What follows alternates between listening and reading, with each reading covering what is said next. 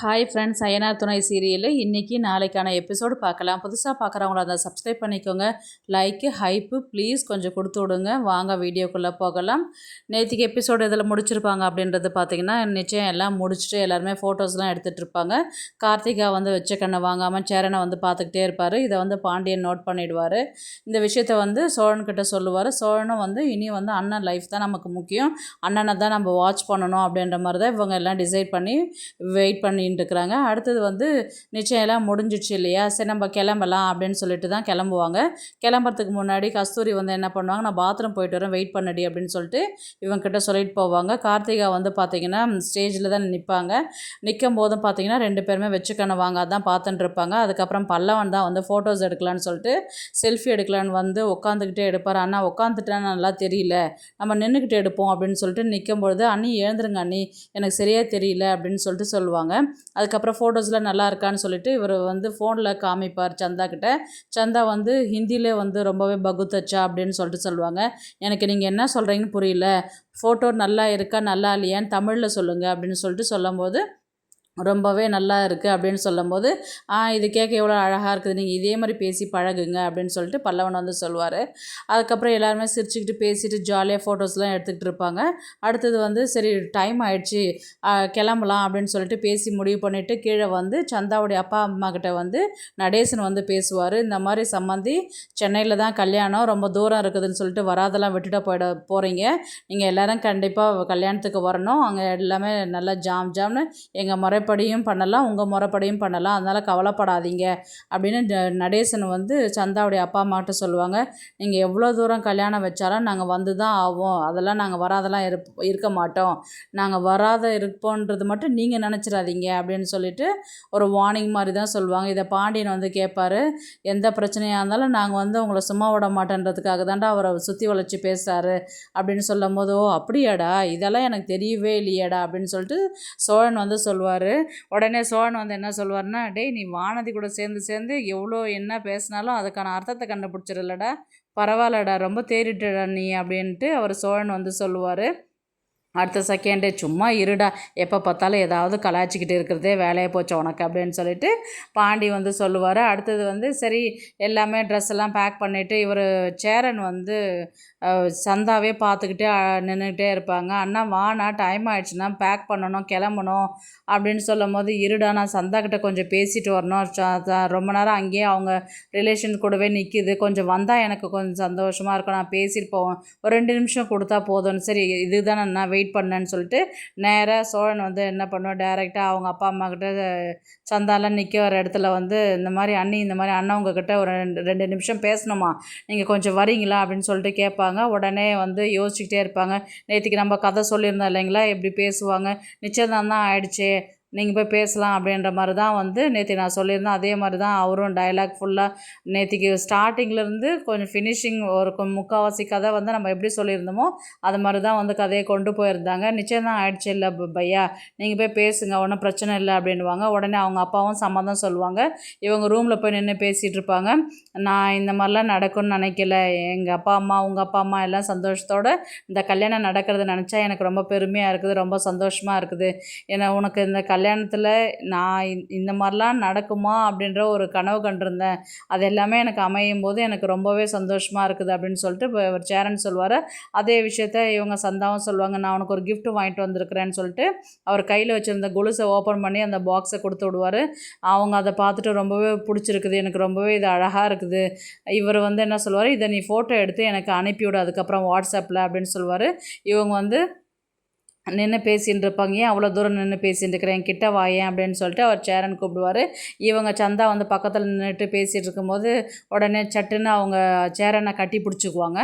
கட்டி பிடிச்சிட்டு இவர் உடனே அவங்க விலகிடுவாங்க. இவர் சேரன் சந்தாவுக்கு கிஸ் பண்ணும்போது நிலா உள்ளார வருவாங்க. நிலா எதுக்காக வருவாங்கன்னா, ஃபோனை சார்ஜ் போட்டு இருப்பாங்க. சோழன் எங்கே ஃபோன் எங்கன்னு கேட்டதுக்கு, ஐயோ அண்ணன் ரூமில் தான் சார்ஜ் போட்டிருக்கிறேன், நான் எடுத்துகிட்டு வரேன்னு சொல்லிட்டு வரும்போது தான் இந்த சீனை அவர் பார்த்துருவார். ஐயன்ட்டு அப்படியே மசன்னு நிற்பாங்க அந்த இடத்துல. அடுத்தது என்ன பண்ணுவாங்க, அந்த ஃபோனை கழட்டிக்கிட்டு போயிடுவாங்க. ஐயோ நிலா பார்த்துடுச்சு போல் அப்படின்ற மாதிரி இருக்குது, எனக்கு கொஞ்சம் வெக்கமாக இருக்கே அப்படின்னு. நமக்கு தான் நிச்சயம் ஆயிடுச்சு, அதனால் என்ன நமக்குள்ளே நடந்தால் எந்த பிரச்சனையும் தெரியாது, இது அவங்களுக்குள்ளே நடக்கும்போது தான் கொஞ்சம் கஷ்டமாக இருக்குது எனக்கு அப்படின்ற மாதிரி தான் வந்து அவங்க சொல்லுவாங்க. இந்த ஃபோனை எடுத்துக்கிட்டு அவங்க நிலா வந்து வெளியில் போயிடுவாங்க. அடுத்தது வந்து பார்த்திங்கன்னா சோழன் வந்து என்ன நிலா நின்றுட்டே இருக்கிற, பேக் பண்ணவே இல்லையா, ஏன் இப்படி நிற்கிற அப்படின்னு சொல்லி கேட்டதுக்கு, இல்லை இல்லை நான் அண்ணன் ரூமுக்கு போனேன், அண்ணாக்கும் சந்தாக்கும் ஏன் என்னாச்சு ஏதாவது பிரச்சனையா அப்படின்ற மாதிரி கேட்டதுக்கு, அதெல்லாம் ஒன்றும் இல்லை, அவங்க ரெண்டு பேரும் கட்டி பிடிச்சிட்டு இருந்தாங்களா, அதை பார்த்துட்டியா அதனால் வெக்கப்படுறியா அப்படின்னு கேட்டதுக்கு, ஐயோ அதெல்லாம் இல்லை, முதல்ல என்னை சொல்ல விடுங்களேன் அப்படின்ற மாதிரி தான் வந்து நிலா சொல்லுவாங்க. என்னத்தை தான் பார்த்து தொலைச்ச சொல்ல அப்படின்ற மாதிரி தான் அவர் கேட்பார். இல்லை அண்ணன் வந்து சந்தாவுக்கு கிஸ் பண்ணுறதை நான் பார்த்துட்டேன்னு. அண்ணன் சந்தாவுக்கு கிஸ் பண்ணுச்சா, இதெல்லாம் நம்பவே முடியலையா, அண்ணனா இதெல்லாம் பண்ணுச்சு அப்படின்னு. ஆமாம் இது எப்படி அண்ணன் வந்து கிஸ் பண்ணுச்சு, எப்படியா இதை பாரு அப்படின்னு சொல்லிட்டு இவங்க போயிட்டு எட்டி சோழன் கன்னத்தில் முத்தம் கொடுப்பாங்க. இந்த விஷயத்தை வந்து பாண்டியன் வந்து பார்த்துருவார். இவருக்கு சோழனுக்கு ஒரே ஒரு ஹாப்பி ஆகிடும். ஏன்னா நம்ம எப்படி செய்யணும்னு சொன்னதுக்கு இவர் செஞ்சே காமிச்சிட்டாலன்ற ஒரு சந்தோஷம் அவருக்கும். இந்த விஷயத்த பாண்டியன் பார்த்ததுனால நிலாவும் சோழனும் வெக்கப்பட்டு நிற்கிறது ஒரு தருணமாக இருக்கும். அவங்க பாண்டியன் பார்த்துட்டாருன்னு சொல்லிட்டு அந்த இடத்த விட்டு அவங்க நிலா வந்து வெளியில் கிளம்பிடுவாங்க. இவர் சோழன் வந்து டேய் அறிவு கட்டவனை எந்த நேரத்தில் வந்து நிற்கிறான்னு ஒரு விவசாய இல்லையா, தள்ளுறா அப்படின்னு சொல்லிட்டு போவாங்க. நிலா எங்கே போகிற நிலா, ஒரு நிமிஷம் நில்லா அப்படின்னு சொல்லிட்டு இவர் பின்னாடியே துரத்திக்கிட்டே போவார். கார்த்திகா வந்து அங்கங்கே மூஞ்சி தூக்கி வச்சுக்கிட்டு நின்றுருப்பாங்க இல்லையா, தனியாக தான் நின்றுருப்பாங்க. இதுக்கு ஒரு முடிவு கட்டணும்னு சொல்லிட்டு உடனே பாண்டியன் தான் வந்து என்ன பண்ணுவாங்க, கார்த்திகா கிட்டே போய் பேச ஆரம்பிப்பாங்க. ஜூஸ் குடிக்கிறீங்களா அப்படின்னு சொல்லிட்டு கேட்டதுக்கு, கொடுங்க குடிக்கிறேன் அப்படின்னு சொல்லிட்டு அவங்க அப்போ தான் பேச்சு ஸ்டார்ட் பண்ணுவாங்க.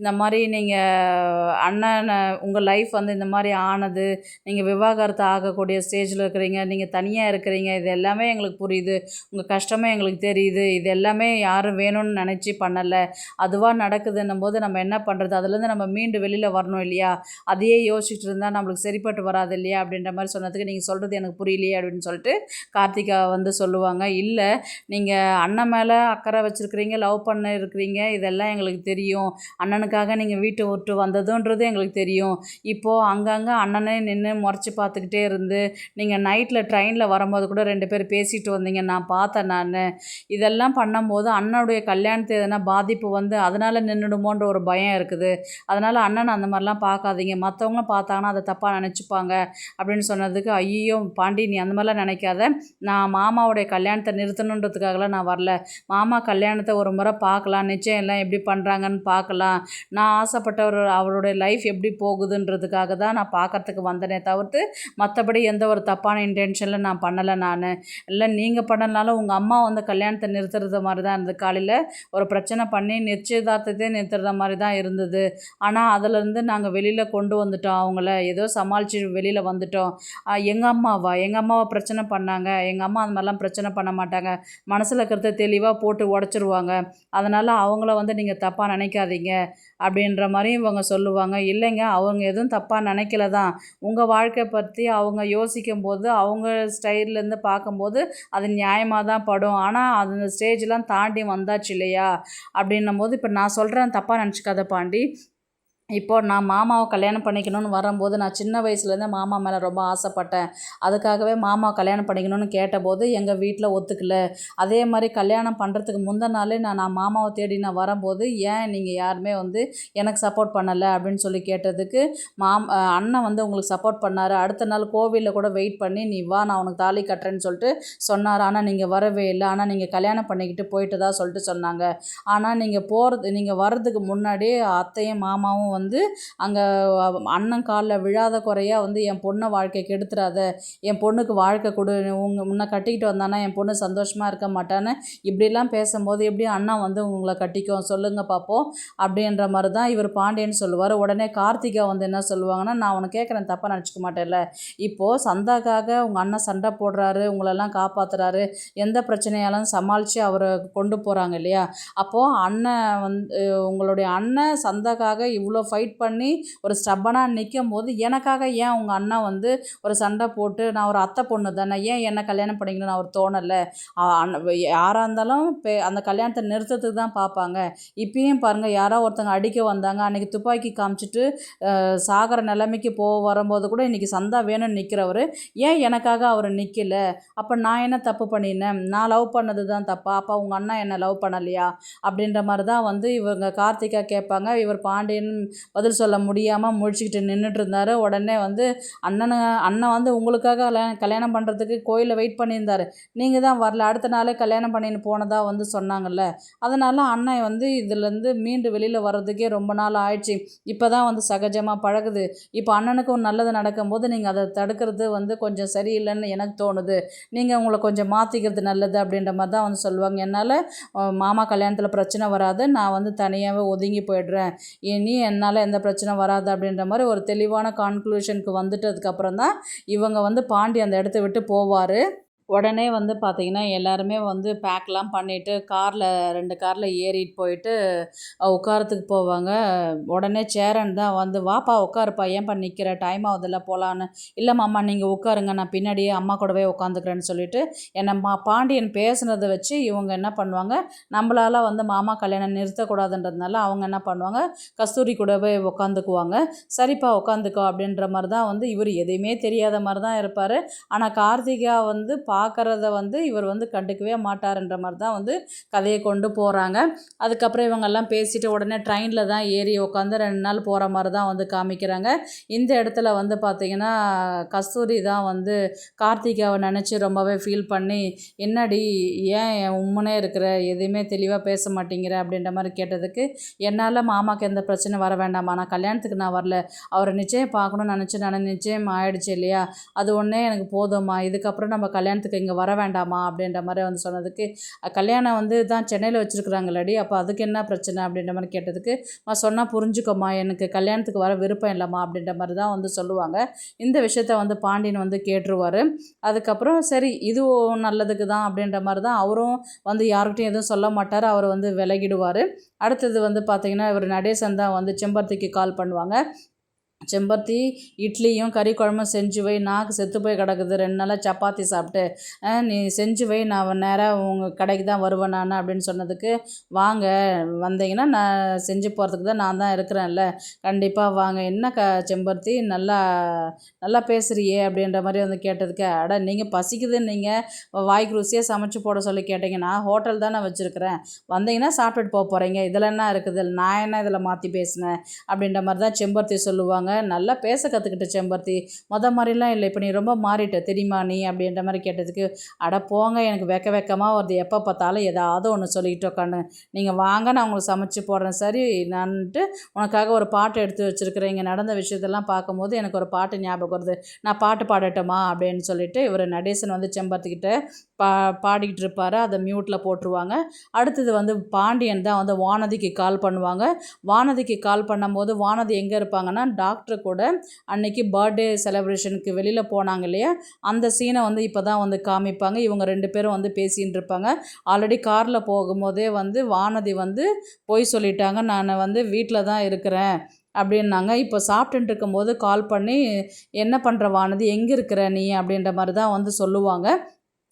இல்லை பாண்டி ரொம்ப தலை வலிக்குதுன்னு சொல்லிட்டு வீட்டுக்கு வந்துட்டேன் நான் அப்படின்னும்போது, இவங்க யார்கிட்டையும் மாற்றி பேசுகிறாங்கன்றத மட்டும் அரவிந்த் வந்து கண்டுபிடிச்சிருவார். உடனே யார்கிட்ட வானதி பேசுகிற அப்படின்னு சொல்லிட்டு இவர் டாக்டர் வந்து வாய்ஸ் கொடுக்கும்போது, இன்னும் பக்கத்தில் டாக்டர் குரலில் கேட்குது, வீட்டில் இருக்கிறேன்னு சொல்லிட்டு சொன்னி, எங்கே இருக்கிற நீ அப்படின்ற மாதிரி தான் வந்து பாண்டியன் வந்து கேட்பார். இல்லை பாண்டி அது டாக்டர் இல்லை வேறு யாரோ அப்படின்ற, ஏய் நீ போய் சொல்கிற, நீ எங்கே இருக்கிற நீ சொல்லு அப்படின்னு சொல்லிட்டு தான் கேட்பார். இல்லை நான் வீட்டில் தான் இருக்கிறேன், எனக்கு தலை வலிக்குது, அதனால் நான் வீட்டுக்கு தான் வந்துட்டேன் நான் அப்படின்னு சொல்லும்போது ஃபோனை அவங்க கட் பண்ணிவிடுவாங்க.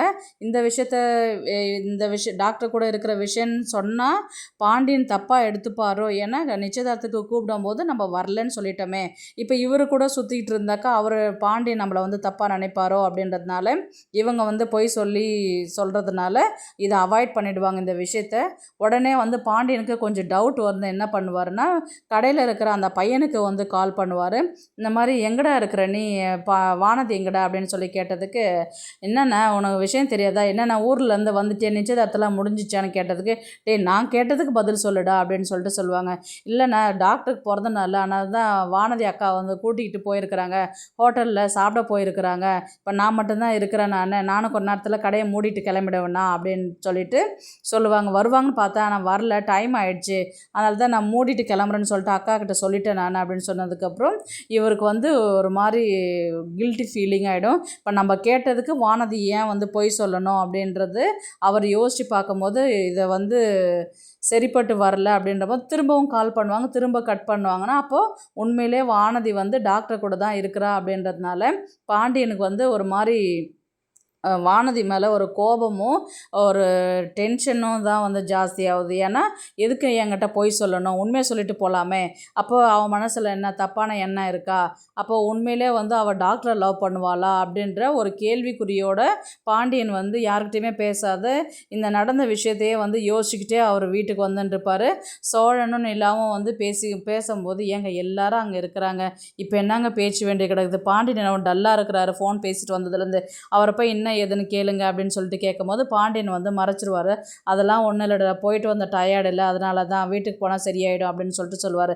அவனுக்குலாம் ஒன்றும் இல்லை நிலா, நீ ஏன் நிலா தப்பாக யோசிச்சுட்டு இருக்கிற அப்படின்ற மாதிரி தான் வந்து சோழன் நிலாக்கிட்ட வந்து சொல்லுவார். அடுத்த செகண்டு வந்து நானும் வந்து நாளைக்கு வேலைக்கு போனேன், ஓனருக்கு இப்போ ஃபோன் பண்ணி நான் சொல்லணும்னு இல்லை, அன்றைக்கி ஃபோனு கூட கொஞ்சம் நான் பேசுகிறேன், அப்போவே நம்ம பேசணும்னு நினச்சி தானே உன்னை ஃபோன் எடுத்துகிட்டு சொன்னேன், இப்போ மறந்து போயிட்டேன் நான் இவர் ஓனருக்கு ஃபோன் பண்ணிவிட்டு இன்றைக்கி நைட்டு வர முடியாது, நாளையிலேருந்து வந்துடுறேன்னு சொல்லிட்டு அப்படியே பேசுவாங்க. அப்படியே எபிசோடை வந்து முடிப்பாங்க. பார்க்கலாம் கதையே வந்து அப்படியே எடுத்துகிட்டு போகிறாங்கன்றது. இந்த வீடியோ உங்களுக்கு பிடிச்சிருந்தா ப்ளீஸ் லைக் பண்ணுங்கள், ஷேர் பண்ணுங்கள், சப்ஸ்கிரைப் பண்ணுங்கள். தேங்க்ஸ் ஃபார் வாட்சிங். இந்த வீடியோ பிடிச்சிருந்தா லைக் பண்ணுங்க, நம்ம சேனலை சப்ஸ்கிரைப் பண்ணுங்க. உங்க ஆதரவு ரொம்ப முக்கியம். நன்றி.